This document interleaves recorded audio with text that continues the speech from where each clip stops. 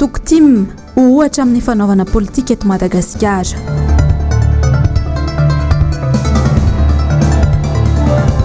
Fanitarana ny serana Tsamba Toamasina ialany Jikara misy ny kolikoly.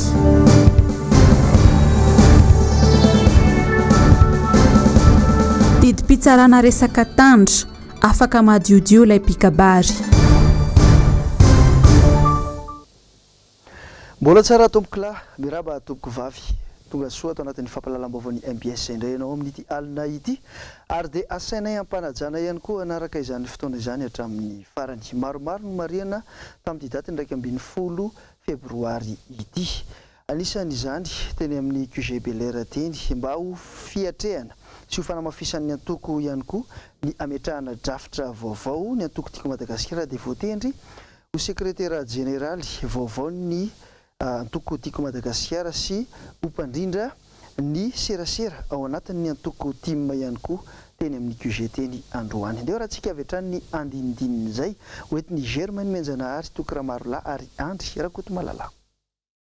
Mitoy ny lalana ho an'ny antoko tim ametraka ainga avao eo amin'ny tontolo politika eto Madagasikara ity antoko ity. Anao le redynamisation ny tim isika zany hoe anamafy orina sy ny apitraka andreo olona zay tsapa fa tena disy fanantenana nanatena dia nanatena daholo ny rehetra saingy ny tsy azo anoharana fa dia nampanjaka ny zava-nisy fahefana sy ny fahaizany tantana ny fifidianana moa sasany dia izay zany na tonga hoe andao ary isika anamafy tanteraka mihitsy hoe allo iainga mihitsy tsika anangana le redynamisation an'ilay antoko mihitsy zany antoko tim io antoko tim io fantatry ny olona tsara fa nytarigetana dia hoe anasoa ny mpiarabelona ijery zay mahasoa ary indrindraindrindra manaiky sy manaja zay androm-panjakana zany ny antony nanaikeko voalohany indrindra hoe mba ho modely azo ilay tahaka hoe manaika fanapahan-kevitra ny androm-panjakana tamin'ny fifidianana zany ny antony na dia nataon'ny sasany hoe azo raisina fa tsy mitombona mafy reny fa na izany ara tsy maintsy ataontsika no mamerina indray zany herin'ny tim zany. Rina Randriamasinoro no tendrena ho sekretera général ny tiako Madagasikara amin'ilay tanjona zay kendrena hoe redynamisation ny tiako Madagasikara na ny tim dia izy zany zao ny andray ny sekretera général lato ary efa nasina ny sekretera général vaovao zay manana ny politikany sy ny hitondran'ny raharaha ampandrosoana ty tiako Madagasikara ty redynamisation lay izy tsy maintsy asiana koa nefany mampitany zay vaovao zay dia nitendrena ihany koa dia Razarapiera fidèle ho responsable ny serasera na ny communication anana ekipa izy zay hiasa iaraka aminy ary anatsara sy ampafantatra ny olona ary ilazany zava-misy maro. Tsy ketraka ny antokona teo aza ireo antsonjay sy ny tsy fahamarinana nampiarin'ireo fitondrana ny fandimby taminy antoko velona ary manana ny lanjany ny tim tantara mipetraka ny fampandrosoana nentiny. Fatato ato dia tsapa maromaro ireo olona izay namoahana IST na fandrarana tsy hivoaka ny Madagasikara. Androany dia nanio ny heviny momba izay indrindra ny filohan'ny antoko tiako Madagasikara Andriamatoa Marc Ravalomanana. Mizotra mankany amin'ny jadona tanteraka i Madagasikara amin'izao fotoana izay ny fanjakana tapenambava sy aseho fa ratsy eo anoloan'ny malagasy ireo izay tsy mitovy hevitra ara-politika aminy. Nanomboka ny taona 2014 dia ndraradraraka ny interdiction des sorties du territoire na ny IST ho an'ireo mpanao politika.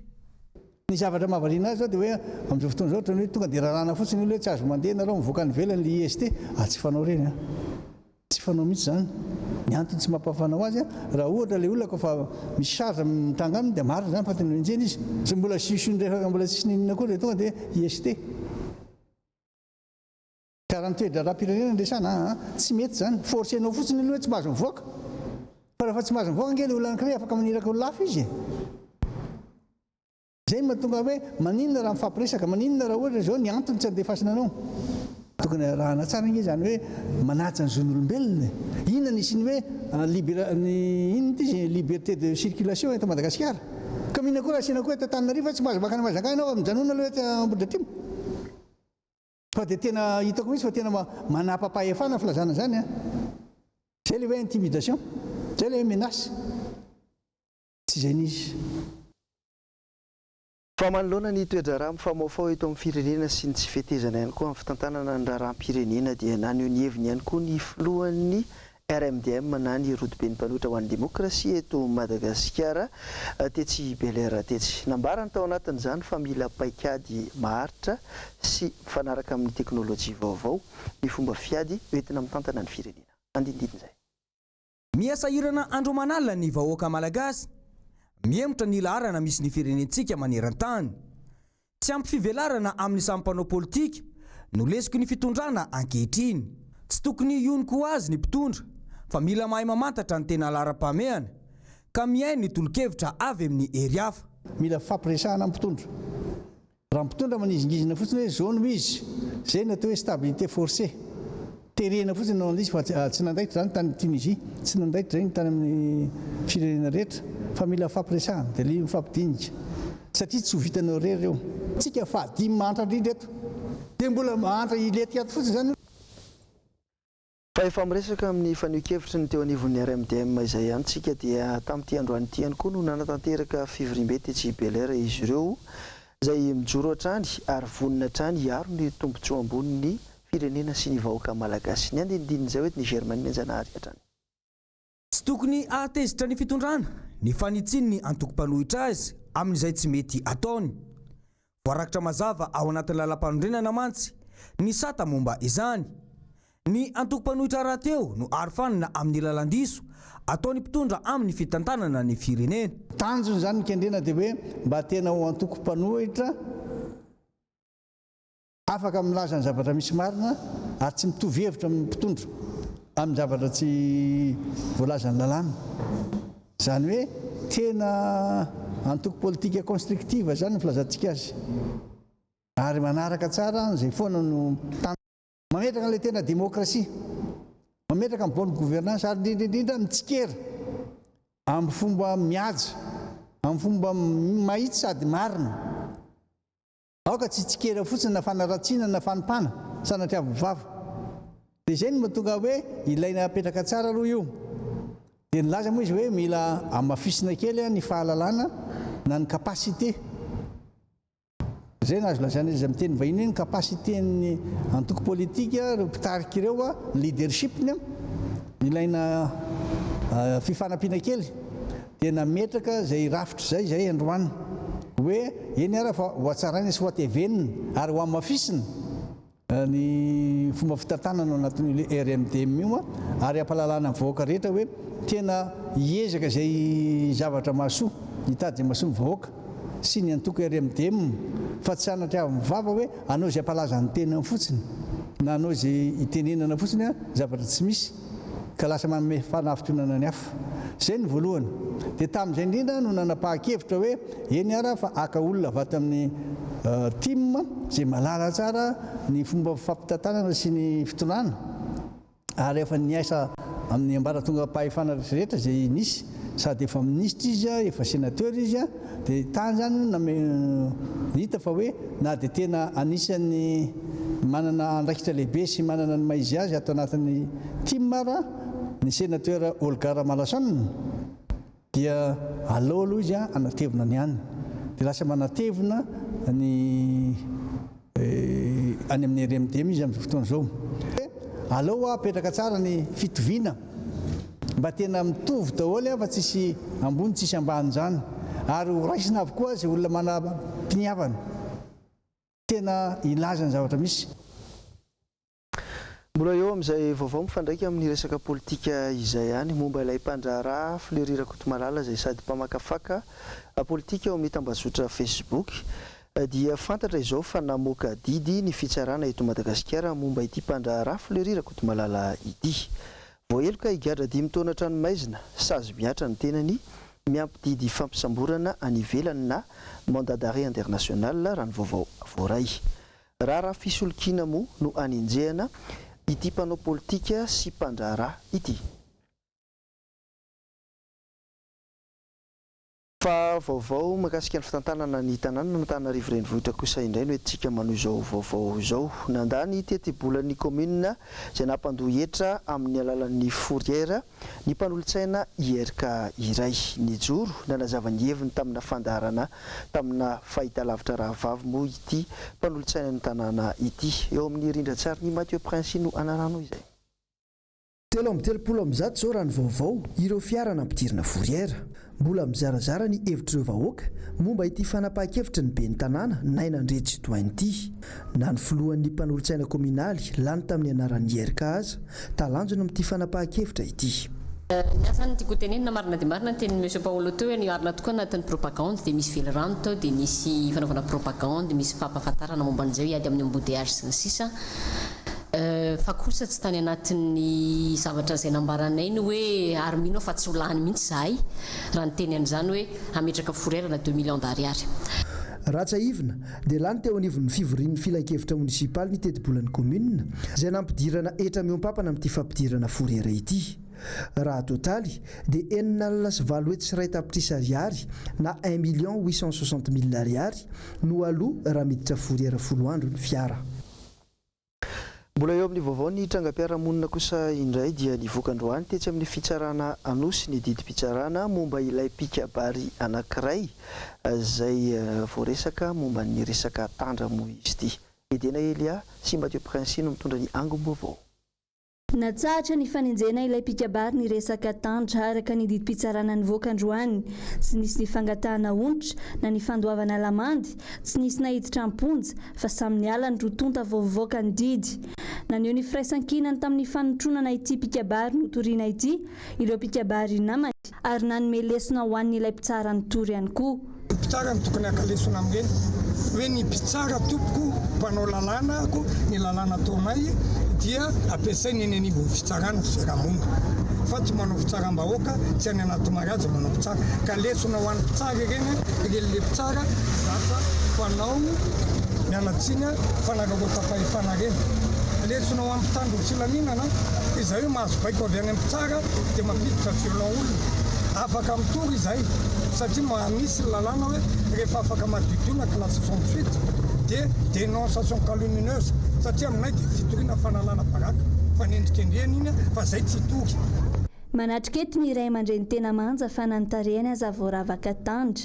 Io lahateny io Ratsaivina no nisamborana ity pikabary Ampanamadina ity ary nanidina azy 7 ora tao amponja. Mpitsara iray isan'ireo vahiny saina no natsiaro voatoitoina tamin'ny fomba fitenenana io ka nanao ny fanapara-pahefana ary metraka fitoriana. Tsy nifanaraka tamin'ny zavatra nantenainy anefa no nitranga ka nodiventiny ny rano natsakaina.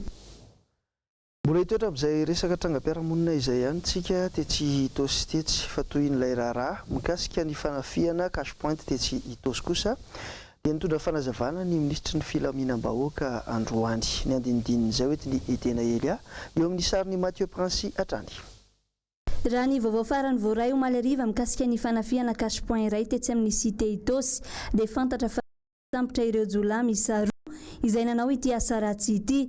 Niteraka resabe teny anivon'ny fiarahamonina rehetra teny ity tranga ity satria polisy ampolony maro no efa nanao ny fampisehoana rehetra miaraka amin'ny fitaovam-piadiana ary nanodidina ilay trano izay notafian'ireo jiolahy.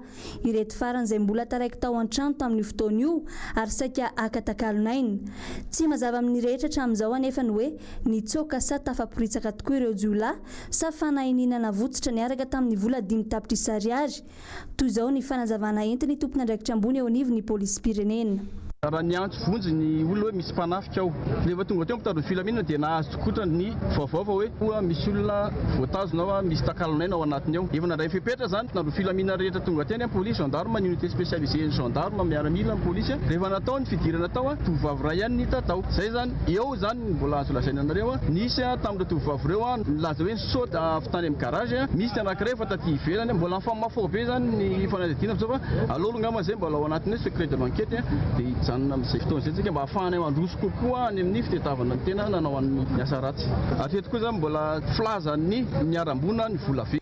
Matety pitranga eny amin'ny cité Itosy ny fanafiana cash point toy izao ary matetika dia tafatsokatrany ireo jiolahy fa ity tranga ireo omaly ity kosa ny tena mahavariana ary andrasan'ny maro ny fanazavana amin'ny antsipiriany avy amin'ny polisy mikasika ny antony nahavotsitra ireo jiolahy ireo. Fa eo amin'ny resaka fampandrosoana kosa indray dia atrikasa lehibe izay ny farambona ny SPAT, ny JICA, ny Bianco, ny CSI ary ny ARMP kosa no tanterahana tetsy amin'ny motel Anosy androany. Ny tanjona atao anatin'izao atrikasa izao moa dia ny ampiroboroboana sy ny ampangarahara ihany koa ny asa fanitarana ny seranatsambo-ny Tomasina ny andinindinizay eo amin'ny sariny Manora Andriamalala. Tsy anaiky velively ny fisina endrika kolokolo ny gouvernemanta japonais amin'ny alalan'ny JICA amin'ny resaka fanitarana ny seranatsambo-ny Tomasina. Manambana ny sitona ny famatsimbolana avy hatrany ny JICA raha mitranga izany. Mametraka fanambiny eo anivon'ny Société du Port à Gestion Autonome de Tomasina na ny SPAT ny ampangarahara tanteraka ny fanatanterahana ny asa. Misy fanampiana vola avy any amin'ny zareo japonais izay mitetina 411 millions de dollars. Zay fanampiana fotsiny avy amin'ny zareo japonais fa fanjamakana malagasy koa ao anatin'izay. Ka raha total zany dia eo amin'ny 639 millions de dollars eo zany ny ataontsika hoe ny coût des investissements mandritra an'izay le fito taona zay. Ny anatin'izay moa zany isaorana ny fanjakana japonais moa zany izay tsy mitsahatra ataoko hoe manampy sy manoro lalana anay ary misy bureau de consultance mihitsy ara zany mipetraka en permanence miara-miasa aminay zany amin'ny fanaovana ny asa, fanatotosana ny asa dia io ihany koa moa zany ny fahafana zany mitsinjara mitantana amin'ny mangarahara izay vola be tsy toko soforoana. Vavahady ankina ny fampandrosoana ny firenena ity seranatsambo-ny Tomasina ity. Ny fanomezana tombon-dahany tsy ara-dalàna, ny fanararotana fahafantaran'olona, karazana fandikan-dalàna kolokolo mateti-pitranga eto Madagasikara zany eo amin'ny sehatra ny fanomezana tsenam-barim-panjakana. Hoentitra tanteraka ny Bianco amin'ny fanaraha-maso.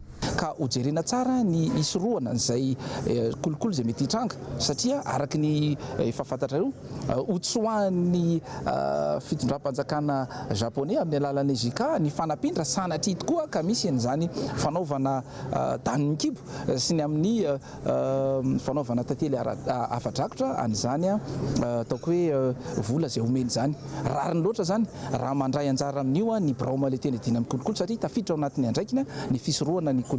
Raha sanatria moa ka misy ny miopefy dia tsy maintsy atao ny fanadiadiana amin'ireo tranga izay mety hitranga. Raha ny fantatra ihany koa moa dia tombanana ho vitatra amin'ny taona 2024 ity fanitarana ny seranatsambo-ny Tomasina ity.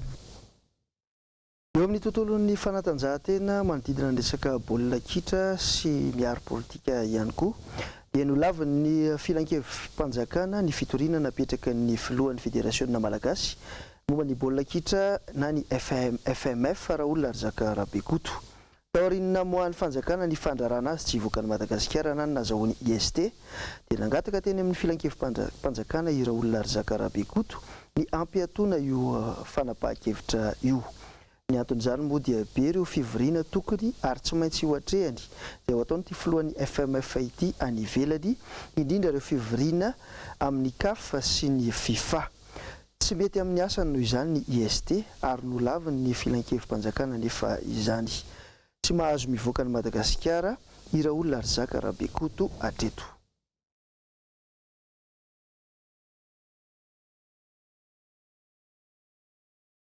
Mbola eo amin'izay taranja baolina kitra izay ihany dia nahazo mpilalao vaovao telo ny ekipan'ny Bareny Madagasikara. Ireto avy ireo mpilalao vaovao izay andrafitra ity ekipam-pirenena malagasy ity: Alexandre Ramalingom, Hakim Djamel ary Eri Bastien. Nampafantary ny mpanazatra Nicolas Dupuy androany nandritra ny valandresaka ao ny mpanao gazety ny anaran'izy ireo sy ny pasiport malagasy izay saloran'izy ireo mandritra izay fotoana idirany ao anatin'ny ekipam-pirenena izay. Efa afaka ilalao amin'ny fihaonan'ny Bareny Madagasikara sy ny Côte d'Ivoire amin'ny volana martsa ho avy izao ireto mpilalao telo mirala ireto.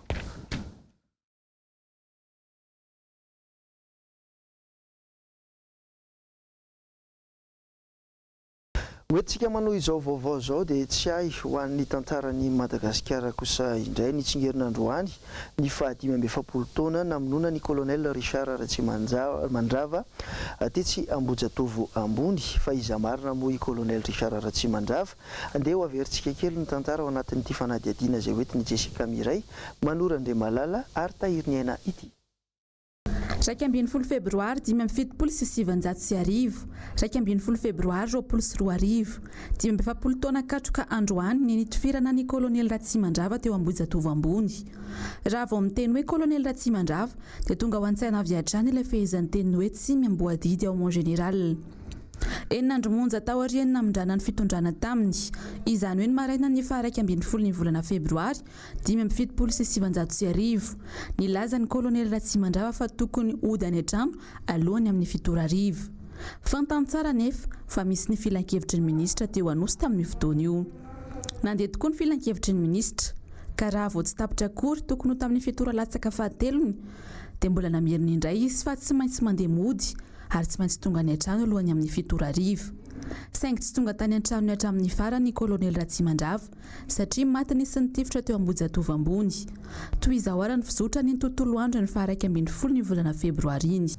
Tamin'ny 11 février io nefany dia anisan'ny zavatra teneny hoe za tsy maintsy mody tsy maintsy tonga ny an-trano amin'ny 7 anio dia lasa eritreritry fa misy nefa misy conseil de gouvernement amin'ny 10 zany hoe zavatra tonga dia zavatra voiziny zany ary le conseil de gouvernement ataonay manomboka amin'ny 10 io fametrahana organigramme amina ministère zavatra tsy ho vita vetivety zany dia fa lasa no nieritreritry hoe fa misy inona ary tonga indray mitolakandro mbola naveriny indray le izy dia za miteny aminy tsika angeo misy conseil manomboka amin'ny 10 mon colonel ka ho tratra ve zany zavatra za tsy maintsy mandeha dia zao ny zavatra tonga tao an-tsaiko hoe tena zava-dehibe mihitsy zany any an-tranon'ny kolonely zany satria tadidiko tsara na mbola tsy talian'ny kabinetra za lehiben'ny 2e bureau ary tena ny fanakaiky tena niara-niasa akaiky taminy ary zay ny natonga talian'ny kabinetrany ao ambiraony dia miantso amin'ny telefona ny vadiny hoe efa tonga ato ny vahintsika tonga dritrirona ny azon'ny vadiny tsy fantatra fa mbola miasa tena ohatrany mihitsy ny fiteny dia zay nalaza amin'izay hoe manambahiny izy mivadiny miantso satria roniny ka inona ary dia hoe tsy maintsy tonga any an-trano fa dia mahidina loatra mba nanitikitika ny saiko mihitsy le hoe tsy maintsy tonga any an-trano izy amin'ny 7 inona tokoa rehefa natao ny conseil tamin'ny 7 latsaka fahatelony teo nga manatsala amin'izany dia najanona zaho tsy maintsy tonga any an-trano amin'ny 7 dia nijanona rehefa nijanona dia nivoaka izy dia zany nanaraka azy avy ao reny moa dia nandalo teo ambiraony fotsiny dia avy eo nakao amin'ny ao amin'zareo le mpiambina sy le lieutenant vonimola zay azo lazaina ihany koa lehibe ny sécurité dia miresaka io ry zareo dia ohatra ny eniko le resaka dia za manontany ina ho andesanareo dia miteny amiko lieutenant hoe nisy tomobile nanaraka hono ny cortége-ny colonel nisy nanaraka hono nisy 4 zany nanaraka ny zareo dia ahoana ho zany dia tsy fantatra dia zao mihitsy nataoko tamin'ny lieutenant ndany ianao mankao ny colonel dia teneno zany zavatra zany ary ianao miaraka aminy anio raha sanatria misy zavatra mitanga tsy izy mihitsy ny baiko an'ireo mpiaro azy ireo fa ianao miaraka aminy ao dia lasa lieutenant niditra tao ambiraony ngamba ataoko hoe niteny izy niditra dia tonga dia nivoaka dia ozy hoe nitenenao azy ve dia eno izy nitenengany dia ahoana ozy izy efa fantatro zany. Hatramin'izao tsy mbola fantatra mazava ny zava-nisy marina mahakasika ny nahafaty ny kolonel Ratsimandrava. Ny fantatra kosa dia mpitandro ny filaminana avy amin'ny GMP na groupe mobile de la police no nitifitra azy. Nisy mihitsy ny fifamaliana tifitra teo am-piambina ny filoham-panjakana sy ny mpitandro ny filaminan'ny GMP ka mpitandro filaminan'ny GMP 10 no lavo tamin'izany. Lavo ny mbala tao anatin'ny fiarany kosa ny filoham-panjakana. Nisy avy hatrany ny fanokafana ny fanadihadiana nanomboka teo ka fantatra fa anisan'ny nampanatsoana teny amin'ny fitsarana ary nanaovana fanadihadiana ny filoha teo aloha Philbert Tsiranana. Tsy nitohy ary tsy voavahatra amin'izao ny marina mahakasika ity raharaha kolonel Ratsimandrava ity. Raha ny fantatra dia noho ny fitandrona ny fiandrianam-pirenena izay efa narefo tamin'izany no antony nanajanonana ny fanadihadiana. Vao tsy ela kory anefa izay dia nanao ampamoaka ny filoha teo aloha ny amiral Didier Ratsiraka fa ny général Gilles Andriamahazo no nolazaina fa tompon'antoka tamin'ny nahafatesany kolonel Ratsimandrava. mandiso izany fanambarana izany tanteraka kosa ny Général Désiré Ramakavelo toy izao ny fanamafisany. Interview. Rotaona latsana amin'izay dia anisan'ny mihitsy ny teny ny filoham-pirenena teo aloha ny amiral titerateraka hoe Général Ndremahaso. Zany sao dia zava-baovao tsy mbola nisy teny anaran'olona. Za moa dia anisan'ny nanao fanambarana mihitsy rehefa anisan'ny nanao interview ho zay hoe tsy marina mihitsy zany. Ny antony tenenako hoe tsy marina ma dia satria zao. Ny Général Ndremahaso dia mpanolotsaina manokana ny président Philibert Ratsiranana. Général Ndremahaso misy ny voalohany resahany hoe amahaolana anio zavatra mitranga eto amin'ny firenena. Fa Général Ndremahaso namaly hoe aminay maramila raha mbola misy olona ambony grady la raha mboninahitra no za dia tsy mety. Dia ny Général Ramanantsoa zay natao hoe Général Ramanantsoa natao teo. Ty azo atao tondririndasa tsy tsaroana araka izany ny tantara fa mipetraka ao an-taranaka faramandimby. Fa raha isika ihany koa tsy liana amin'ny tantarantsika dia izy indray no liana aminy. Izay tsy mahafantatra ny tantarany ihany koa dia toy ny olona tsy manana tarehy sy tsy afaka miaino hoy Adolf Hitler. Hoentsika manohy ny fampahalalam-baovao dia mahakasika ilay mpanao politika sy mpampiava-pirenena teratany afrikana iray. Feno 30 taona androany ny nivoahany Nelson Mandela tany Amponja. Enjehina noho ny ezaka nataony tamin'ny ady amin'ny fanavakavaham-bolokoditra sy ny apartheid ny tenany. Nogadraina tao Amponja nandritra ny 17 taona sy 70 andro ary 3 taona tao aorian'ny nivoahan'ny Fonja no nahazon'ny amboara ho an'ny fandriampahalemana na ny prix Nobel de la paix noho ny ezaka nataony. Ny taona 477 kosa izany hoe efa taona tao aorian'ny nivoahan'ny Fonja nefa dia voafidy ho filoham-pirenena tao Afrika Atsimo ny tenany. Nitondra fivoarana lehibe indrindra fa teo amin'ny toe-tsaina afrikanina ny fisiany Nelson Mandela indrindra fa eto amin'ny resaka fampiavanam-pirenena. Amin'izao fotoana izao aza dia efa samy hatrika ny olana ara-toe-karena sy ny olana ara-politika izay tena sarotra indrindra ny antoko politika ANC izay nisy azy. Misy moa amin'izao ny fankalazany ireo teratany afrikanina tatsimo nanamariana ny andro ny faraka 20 febroary. Fa efa miresaka izay fankalazana izay ihany isika dia andro maneran-tany natokana ho an'ny marary androany raika 20 febroary. Isan'ireo aretina sy aran'izany indrindra ny vehivavy ka toy izao ny antotanisa izay navoaka ny eo anivon'ny OMS. Edena Eliasy Manorandramalala no mitondra ity fanady adina ity. Aretina isan'ny pazo ny 20 tapitrisan'ny vehivavy maneran-tany ny endométriose avy amin'ny fikorontanan'ny tsirom-panentana na ny hormone ka mandratra ny tranonjaza ny mahatonga io aretina io. Sarotra sitrana ny endométriose satria dia 20 isanjato hatramin'ny 50 isanjato eo ihany no sitrana. Ankoatr'izay, folo farafahakeliny ireo aretina tena pahazo ny vehivavy. Ny aretina pahazo ny vehivavy dia zay anankiray ity aloha dia ikambanan'ny olona rehetra na ny lehilahy na ny vehivavy fa anisan'ny mpahazon'ny vehivavy betsaka zany ny atao hoe HTA hypertension artérielle. Io zany anisan'ny mahazon'ny vehivavy betsaka amin'izao ary mitondra risque amin'ny vehivavy bevoka. Misy ny atao hoe crise d'éclampsie na pré-éclampsie, zay zany anisany mahazon'ny vehivavy zany. Eo koa zany le ataontsika hoe infection dia mahazo ny taovam-pananahana dia anisany mahazo ny vehivavy zay na ny bevoka na tsy ny bevoka. Ny bevoka lahateo moa zany zay risque d'avortement spontané zany zay. Ao koa zany ny trouble hormonal dia anisany pahazo ny vehivavy betsaka zay ny amin'izao fotoana izao tsika miteny zao. Ao anatin'ity fankalazana ny andro maneran-tany ho an'ny marary ity dia misy ny hetsika maimaimpona ho fanampiana ireo marary indrindra fa ny vehivavy. Ny zavatra ataontsika maimaimpona ato dia fanaovana analizy mikasika ny rà, ny analizy mikasika ny pipi ary koa ny échographie zay jerena ny taovam-pananan'ny vehivavy sy ny nono dia ataontsika gratuit zany amin'izany hetsika zany. Mankanesa ty amiko ianareo rehetra izay miasa fatratra sy mavesatra entana fa izao no anome anareo fitsarana.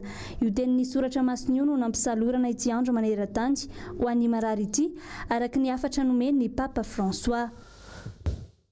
fa vaovao ny fahasalamana kosa no antsika manakatona ity vaovao ity amin'izao alina izao. Namoaka ny faneho-kevitra androany ny teo anivon'ny DGFS na ny Direction Générale de Fourniture des Soins tao amin'ny page Facebook-ny. Raha araka ity fanambarana ity dia Sinosivy sy Malagasy 8 no aray maso eny amin'ny CHU Anosiala amin'ny ady atao amin'ny valanaretina coronavirus. Roa amin'izy ireo no misy fambarana aretina ary ny iray dia efa voapirofo fa tsy aretina coronavirus ny mahazo azy. Mitoy ny fijaboana sy ny fandraisana tanana azy ireo. Natao moa izao filazana izao mba hampahafantarana fa tsy mbola misy eto Madagasikara ny coronavirus, ireo olona ambiny dia tsy marary akory fa aray maso fotsiny. Fahafaranantsika amin'ny vaovao iraisam-pirenena mbola eo amin'izay resaka coronavirus izay hatrany dia atahorana avony 900 ny mponina maneran-tany ny coronavirus efa arivo mahery amin'izao fotoana izao no maty n'ity aretina ity any Chine. Ary ny vaovao hafa kosa indray ao Bangladesh dia sambo iray no nivadika androany mahery ny 570 farafakely no maty. Jessica Miray sy tahiry ny aina no mitondra ny andindiny izay.